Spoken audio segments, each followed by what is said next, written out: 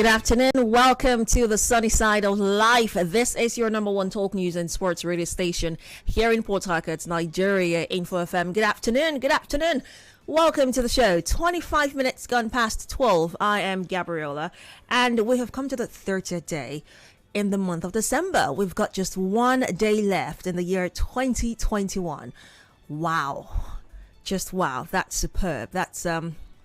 That's amazing, and I'm just filled with so much gratitude right now, and thanks for life and for the opportunity to do life here with you on the show. And tomorrow is going to be splendid. The show is going to be really interesting. I cannot wait to have that conversation with you tomorrow. But let's get right into the conversation for today.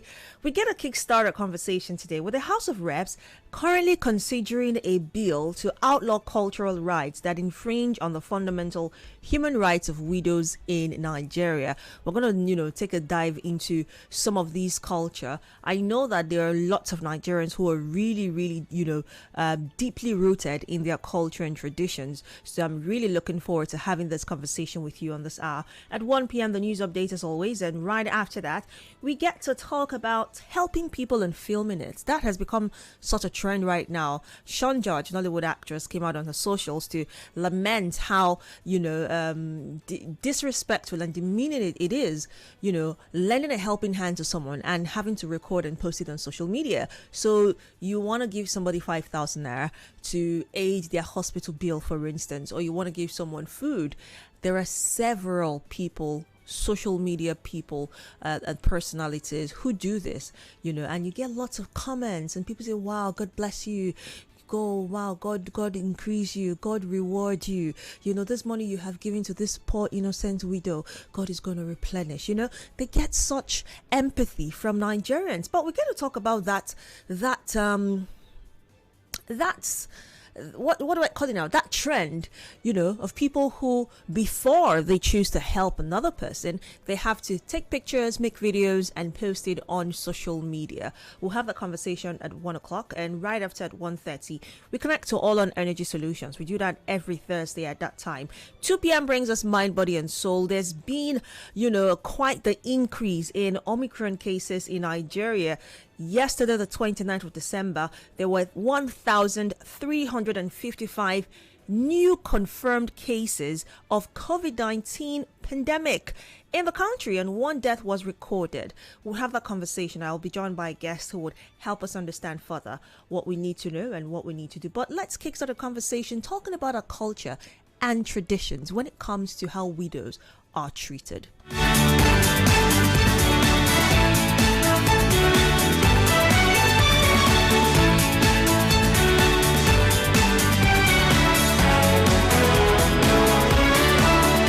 So according to reports, the House of Representatives is currently considering a bill to outlaw some cultural rights that infringe on the fundamental human rights of widows across Nigeria. Now, this bill would include: 1. Preventing in-laws from taking over possession of property belonging to the late husband. 2. Preventing forced marriage between the widow and her deceased husband's brothers or uncles, as it were. These are very strong parts of some culture in Nigeria. Very, very strong parts. This bill would also include, according to the report, banning having to scrape off a widow's hair completely in the name of mourning the husband. It would also address issues like having the widow forcefully drink the water that was used to wash her deceased husband's feet. In some culture, that is also such a thing for widows who have just lost their husband. It would also include anything that infringes on a person's fundamental human right. So if there is anything that infringes on that right, as a woman, this bill is seeking to outlaw such cultural rights in Nigeria. Now, according to the Punch, the Violence Against Persons Prohibition Act, amended Bill 2021, is currently awaiting second reading at the House. It specifically lists and defines the cultural practices, some of which are considered, like I mentioned already, the mourning rites that must be performed by a widow. And it's also seeking to amend the Violence Against Persons Prohibition Act number 19 of 2015, that is to prohibit the discrimination against widows and all forms of repressive and degrading widowhood practices, and also provide for remedies for victims and penalize offenders. So much more contained in the bill, but these are such heavyweights when it comes to some culture and traditions. I will not want to name, certain traditions in any part of the country. We know those places in Nigeria where they practice such culture and traditions. When a woman has lost a husband, the woman has to go 3 days without eating anything. She's locked up in the room. On the third day, she's brought out and all of her hair is scraped out with a razor blade, a new razor blade, and then her husband's corpse that has been lying in state in maybe the mortuary, his feet are washed, and the water is gathered and given to the widow to drink on the third day, and she must drink it, and that is supposed to prove that she did not kill her husband. Goodness, and that these are just some examples. In some other cases, in some other parts of Nigeria, they believe that once the husband of a woman dies, she automatically belongs to his sibling, that is whoever is following him behind, either his elder brother. In the case where he doesn't have an elder brother, the younger brother automatically marries his wife. In many, many, many cases, you would find that, such women have no say when it comes to getting married to their late husband's brothers or uncles or fathers. Yeah, fathers as well. In some traditions as well, you would find that once the husband dies, village people would travel all of a sudden. They know your house address and they travel all the way to come lay claim to the late husband's property. Whether or not the woman contributed to the man's wealth, whether or not she owns it all, whether they do not care. As long as the man is dead, they believe that everything that he owned belongs to them, and that leaves the wife with practically nothing. And in some cases, even the children are also left with nothing. These are some of the things that this bill is currently looking to outlaw in our culture and tradition. I think this is going to be very interesting. I'm looking forward in the coming days to see, what the conversations will be like at the floor of the House. I would also like to hear, how the public responds and reacts to the, consideration of this bill. But before then, I would like to hear from you. How do you think we can draw the line between human rights violation and the ethics of our culture? For years and years and years before now, we have accommodated hook, line and sinker these traditions from our forefathers to our great grandfathers to our fathers, and has been passed down to us. And you see in many communities, these traditions are held so dear. They are treasured. They are their life's yardstick for survival, even in present day 2021. So it makes you begin to ask, it makes me begin to ask, where then does our human rights begin and where does culture end? So if a woman has lost her husband, whether or not they built the house together or they bought that car together or the money in their bank account is theirs jointly, the village people come and lay claim to everything that the man owns. Everything. Where does that leave the woman? Where does that leave the ideology behind building a home together as man and wife? And going further, where does that leave me in terms of my human rights? I have the right to decide I don't want to shave off all my hair. I don't want to drink water, the water that was used to wash a dead man's feet. I don't want to drink that. That's injurious to my health. I have a right to choose. It's my fundamental human right. But culture doesn't identify human rights per se, right? because these are the ethics of our traditions. And you would hear things like, oh, but our forefathers, they lived by these traditions and nothing happened. They lived happily. So I would like to hear from you. The phone lines are open. Let's do what we do best. Let's talk. The numbers to call are 0817-923-0002, 0817-923-0003.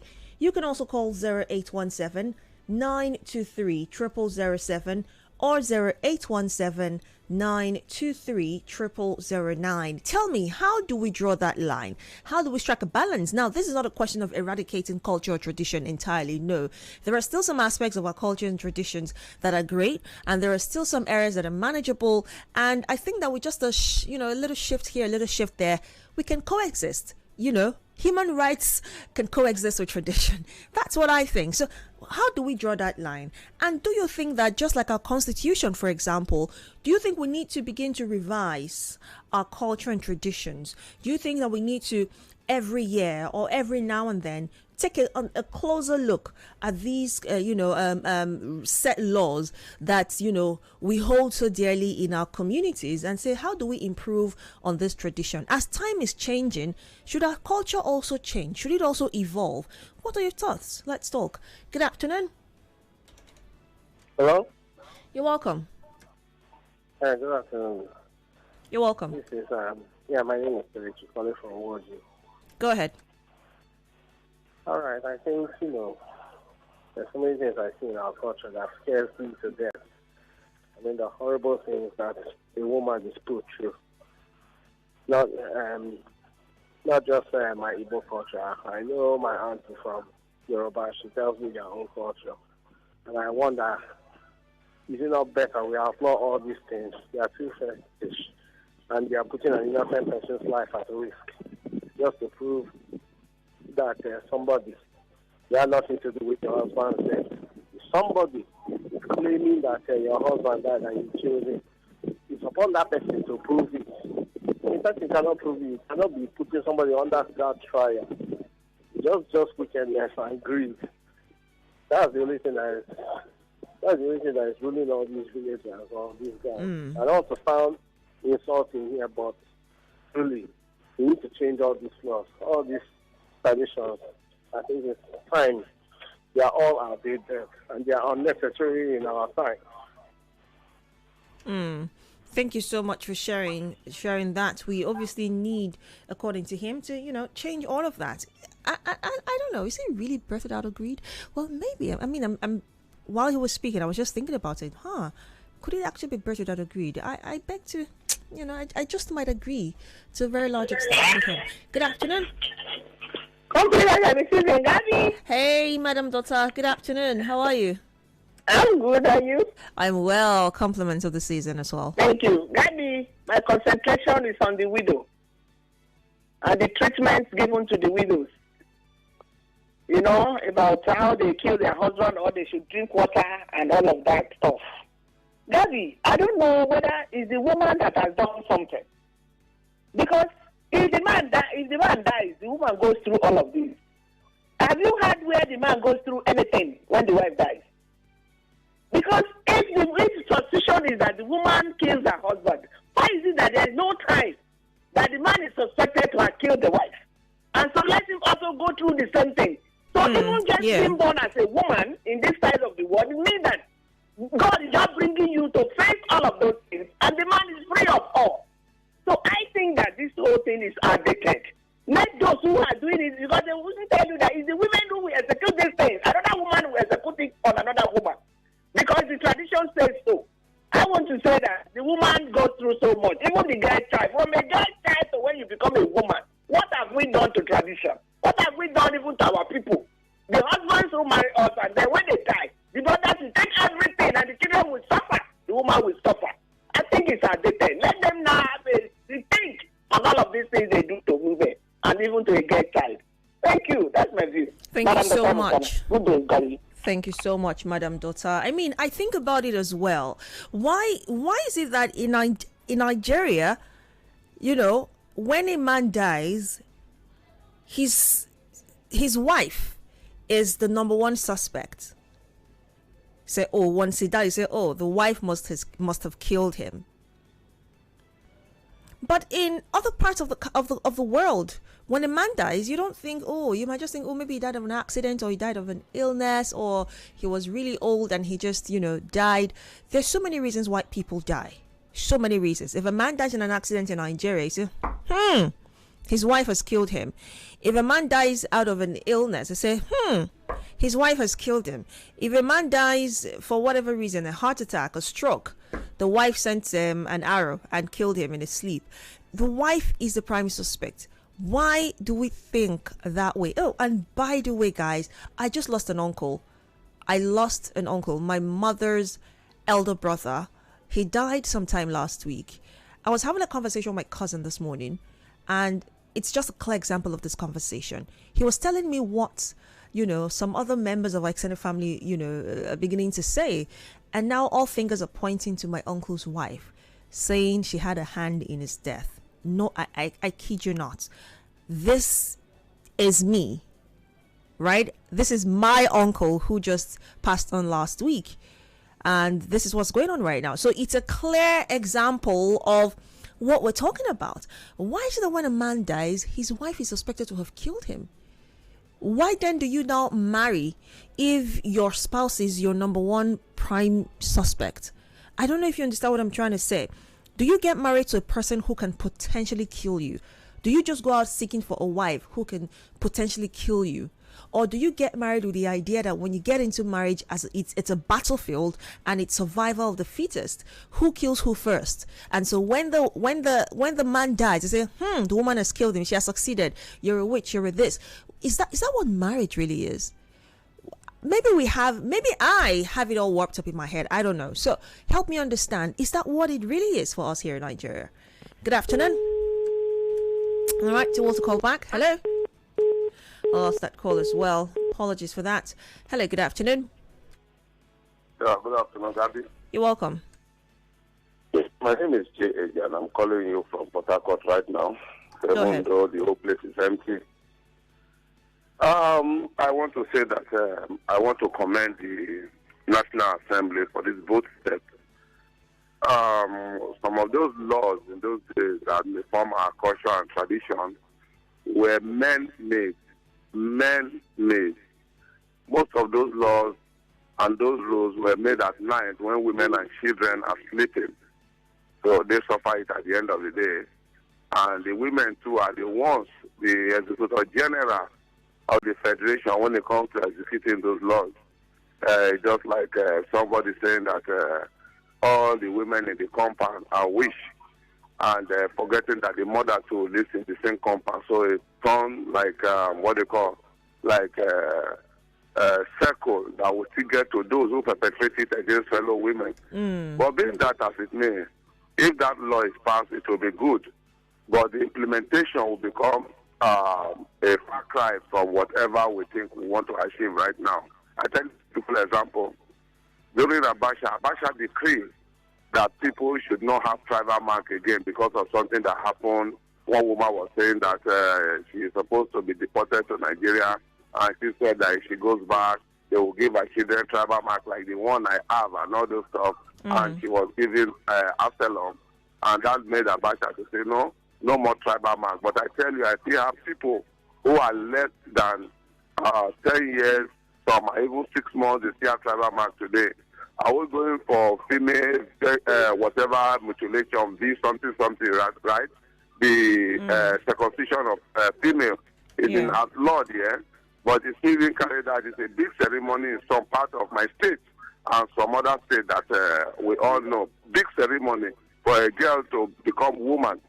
So if they pass this, the implementation becomes an issue. For me, it's a very good step in the right direction, where they will tell you a man have like, let's say, 6 children, 4 boys, 4 girls, and the tradition says girls don't inherit, and let's say you marry to a governor, you'll be the first to be called upon to come bury your father. When there's contribution, you'll be the one to contribute more because you contribute, your husband will contribute, but when it's time to share the mountains, they said women should not share in it. All those laws are just greed of the highest level. So as far as I'm concerned, good move by the male-dominated House of Rep and the National Assembly, but implementation at the village level, at the state level, at the community level, at even the family level becomes an issue. And before I go conclusively, my sister, some of those laws are pushed for implementation by those who ordinarily was eyeing that wife before. So they go to negotiate. It's either you give me what I'm asking for, or we'll make sure you drink of this and drink of that. So if you must drink, let the man too, whose wife died, drink, so that the woman too can drink. Thank you very much. Wow, thank you so much for sharing that with me. Remember, we're also streaming live on Facebook, so you can go on Facebook to watch us live as you drop your comments at Nigeria Info 92.3ph. Good afternoon. Yeah, lost that.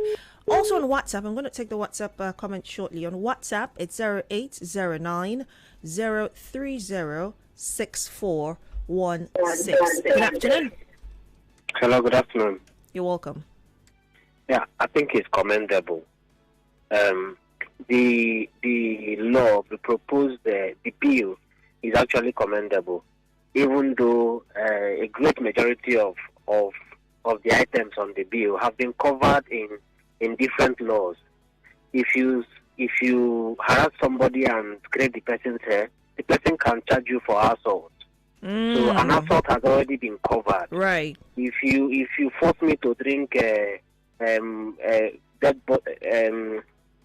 person's water, I can charge you for attempted murder, Kuku said, you know.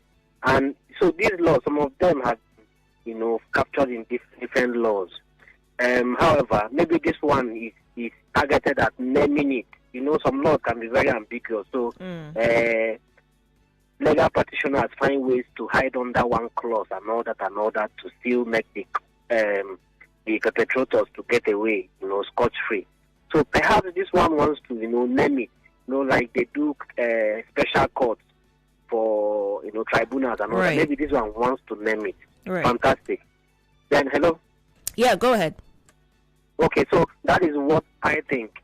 However, but the other part of it is that some of these traditions and even the actions, taken, I don't think, like, for it's just that our legal jurisprudence is not working.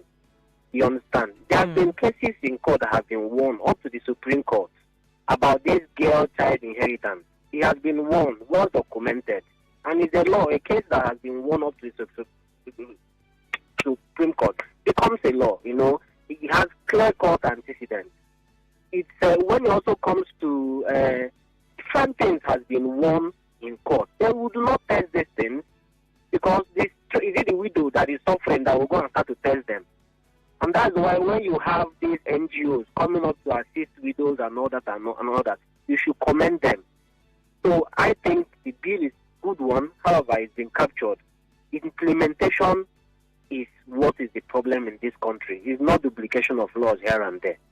That's what I think. Thank you so much for raising that as well. And that's also a very important thing to raise, knowing the peculiarities that come with Nigeria and bills and policies. Implementation is always the challenge, so when it comes down to it, will we have that implementation? It's not just about the bill. It's a good step in the right direction, but will we have that implementation at the grassroots level where this really happens? Good afternoon. Hello? Yeah, good day. Are you there? Yeah, good day. How are you? Good afternoon. Please speak up a little bit louder so I can hear you. Good day. How are you? I'm very well. Go ahead. Hello. All right, I'm going to have to let you go. Apologies for that. Do also call back if you can. Let's take some comments on WhatsApp. The WhatsApp number, once again, is 0809 030 6416. We're also live on Facebook, so you can go watch us live on Facebook at Nigeria Info 92.3ph and, drop your comments on there as well. Emmanuel from Port Harcourt says, good afternoon, Gabby. Yes, for me, any culture that does not add value and color to life should be abolished. That's my take. It might be really difficult to abolish culture. It might be, especially at the grassroots level. It's easy for us here in the city to say, oh yeah, let's abolish culture, because we do not even practice culture, at that mainstream level. After all, it'll be easy to have such conversations here. But when you go down to the communities, to the grassroots level, it might be a little bit difficult to completely abolish culture, as they know it. Ernest from Woji says, tradition and culture were made by men, not God. I wonder why people who claim to be educated still follow the tradition of our ancestors who did not attend school. If you notice, those laws are mostly carried out by women against their fellow women. Ernest, you were so right. I mean, I was watching a documentary a couple of months ago about, female genital mutilation. And in that documentary, it was so clear that, let me call it ignorance. Ignorance was at play. You could find that not the men now, but the women were so bent. They were so bent at ensuring that these girls went through this gory, painful procedure. And when some of these women were interviewed, they said, well, they don't, asking them why they would, push for this to continue. And they said they didn't even know why. Their mothers did it to them. Their mothers did it to their mothers. Their grandmothers, great-grandmothers did it to the grandmothers. And, the cycle just continues. So they did not even know why, but they knew that, it's a tradition. We must continue to keep the tradition alive. So you see, ignorance is really at play in so many areas. And I think women need to learn better. They need to learn more, about issues such as this. Let's see. Ibifu Bar says, it's not about culture, it's about behavior of a group of people in a community who come together from these things and enforce it on other people in the community. Let people change their behavior and leave culture alone. The same community where you have these evil practices, not all families do it. If your family allows it, then it happens. All right. Thank you very much for that. Good afternoon. Oh, apologies for that. Do all to call back if you can. Good afternoon. Good afternoon. Hi, good afternoon. You're welcome. Yes, my name is David. I'm calling from Port Harcourt. Go ahead. I think I thank God for Nigerians. I really thank God for Nigerians. One thing I ever know is that no matter how civilization will play its part in the land, but people will not be able to wipe away, you understand, the word of God. It would have been better for Nigerians, you understand, to just pack out of this country and go to Britain or America or Canada to go and then who would occupy Nigeria if we do that? Who would occupy Nigeria if we all just move out? So that those people who would be able, you understand, to live a life, you understand, that would be having meaning, will be able to occupy Nigeria. So that those who want to be civilized will go and join them in America and other parts of the world. See, let me tell you the truth. You understand? We Nigerians, we are chewing more than what we can bite. We are chewing more than what you can bite. So with all the civilization now, how is the country going? Look at the country now. No respect. We don't have respect for one another again. Children don't listen to their parents again because of civilization. Everybody wants to do his own. And the Bible says there is a way that seems right in the eyes of men. The end thereof is the way of death. See, there is no how you can do it. If you go to the scripture and read the scripture, there are areas whereby the traditions are covering. Yes, everybody has his right. You understand? See, God did not even make it to that extent that any woman should come and say you want to be equal with men. I'm sorry to say this. Okay. I've been trying to follow you. I really have been trying hard to follow your line of thought. But help me understand what you're saying. What you're saying is we need to abide by our culture and tradition and do away with civilization.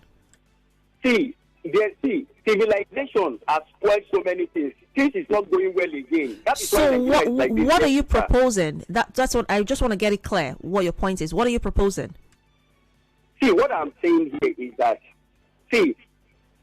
what people will have tried to abolish out of some certain traditions is the area whereby there is killing, whereby it's affecting people, that it will not allow people, you understand, to have their home right.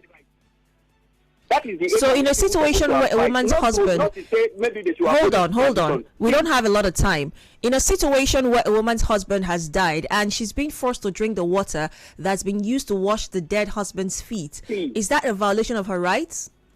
Me as a person, where I come from, I'm a Yoruba man. We don't do that anywhere in Yoruba land.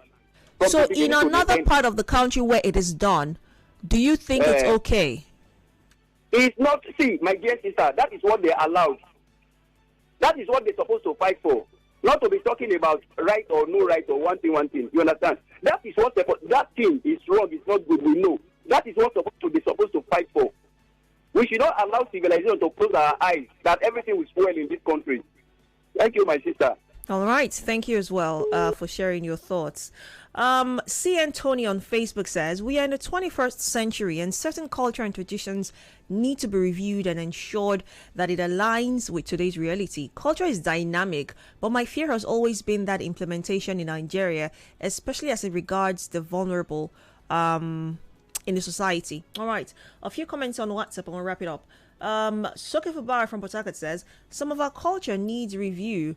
We are intelligent. My people don't behave the way they did 50 years ago. I totally agree. Our time is up, Sally. But here's what I think. I think that with everything, for example, we do not dress the way our forefathers dressed back in the day. Why? Because time has evolved. We're changing, we're getting better, we're getting more exposed, more enlightened, we're learning. Information is on the rise every single day across the world. So you would find that people now dress better. People wear shoes now. You wear shoes. Your forefathers didn't wear shoes. They tied leaves perhaps around their waist and they walked kilometers just to get water or just to get food to eat, but you're not doing that today. Why? Because time has evolved. We're living better. We have found a better way to live, a more comfortable life. And I think that also should apply to our culture and tradition. Yes, it's a culture and tradition.